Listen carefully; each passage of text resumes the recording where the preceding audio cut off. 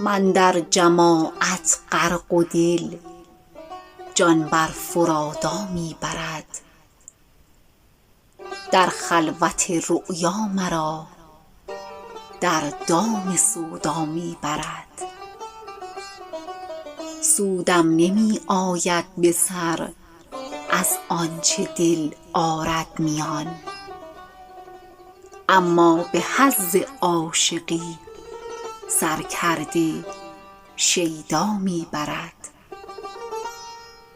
جان بی حضور مرحمت رنج آورد، لیکن دلم امروز و غم وا می نهد، خاطر به فردا می برد. در آرزوی روی خوش بر کوی یارم می کشد، از خال عارض قصه بر سر سویدا می برد.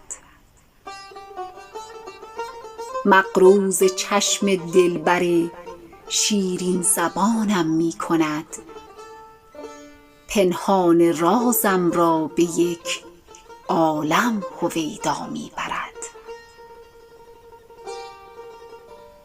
یاران به مستی دلخوش صلح سر خویشند و دل در غیرت دلبر مرا بر جنگ اعدا می برد.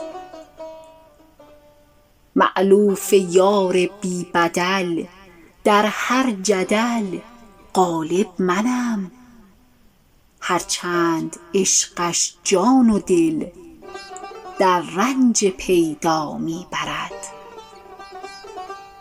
می سوزدم عشقی که در سر می دهد چشمان وی، این گونه چون خاکسترم بر کویش اهدا می برد. طالب فدای شیوه چشم نگاری کز بلا، از هرچه باداباد دل بر باد بادا می برد.